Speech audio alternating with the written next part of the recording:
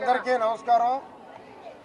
ఈరోజు మేమంతా మీ మంత్రి ఎవరే అంటే మేము పొంగూరు నారాయణ గారు పురపాలక శాఖ మంత్రి అంటాం. ఈరోజు పిల్లల్లో ఆయన పేరు ఒక పార్కుల మంత్రిగా పేరు పడింది.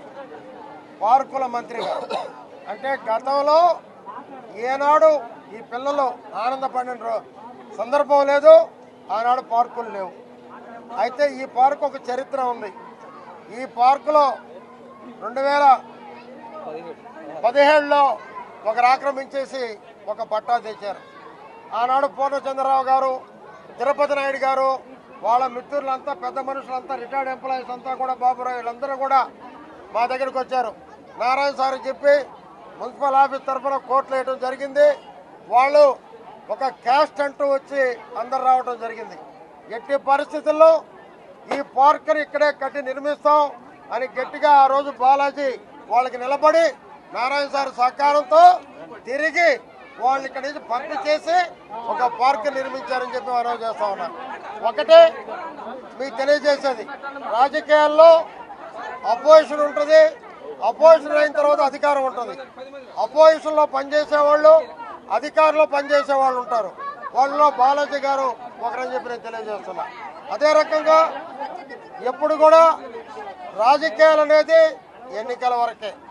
ఎన్నికలు అయిన తర్వాత మా నారాయణ గారు అటువంటి చూడరు. అంతా అభివృద్ధి చేయాలి, అన్ని ప్రాంతాలు అభివృద్ధి చేయాలి. గతంలో ఉన్న మంత్రి ఎమ్మెల్యే అనిల్ కుమార్ యాదవ్ గారు చూస్తే ఏ రోజు కూడా ఒక పార్కు కానీ, వాటర్ ట్యాంక్ కానీ, మా సార్ చేసినటువంటి అండర్ గ్రౌండ్ డ్రైనేజ్ కానీ ఏది తాకల. ఏదో పాపం ఉన్నట్టుండి ఈరోజు ఊడిపడ్డాడు.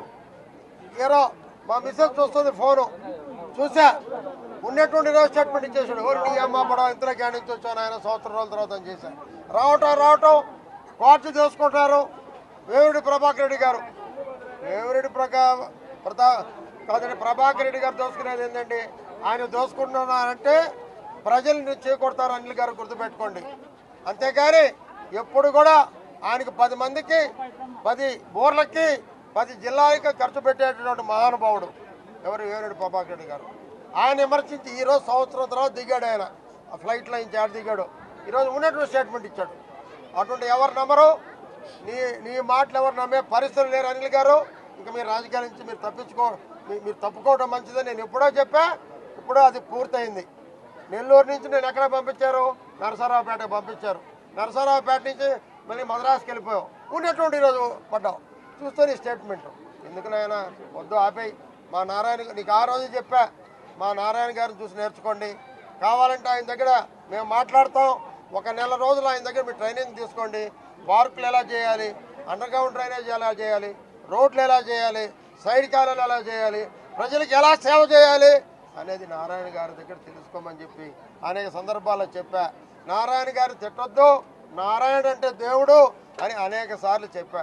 నా మాట వినలా. అందుకే ఏమైపోయాడో ఎవరికి తెలియదు. ఎప్పుడు కూడా మనం ఉన్నప్పుడు ఒక 10 పనులు చేస్తే ప్రజలు 10 కాలాల పాటు అనుకుంటారు. ఈరోజు నారాయణ గారు చూడండి, ఒక పార్టీ రహితంగా మహిళలు అందరూ వచ్చేశారు. అదే రకంగా బ్రహ్మాండంగా ఇక్కడ కార్యకర్తలు పనిచేశారు. వారికి బాలాజీ గారు నాయకత్వం వహించారు. ఒక మంచి మంత్రి, ఒక పార్కుల మంత్రి, ఒక అభివృద్ధి మంత్రి, ఒక పక్క నెల్లూరు జిల్లా చూడొచ్చు, ఒక పక్క రాష్ట్రం చూస్తూ, ఒక పక్క రాజధాని నిర్మాణానికి ఆంధ్రుల ఆత్మగౌరవం కాపాడేందుకు నిరంతరం కృషి చేస్తున్నటువంటి నారాయణ గారికి మిమ్మల్ని అందరూ ఆశీర్వదించమని కోరుకుంటూ సెలవు తీసుకున్నాం.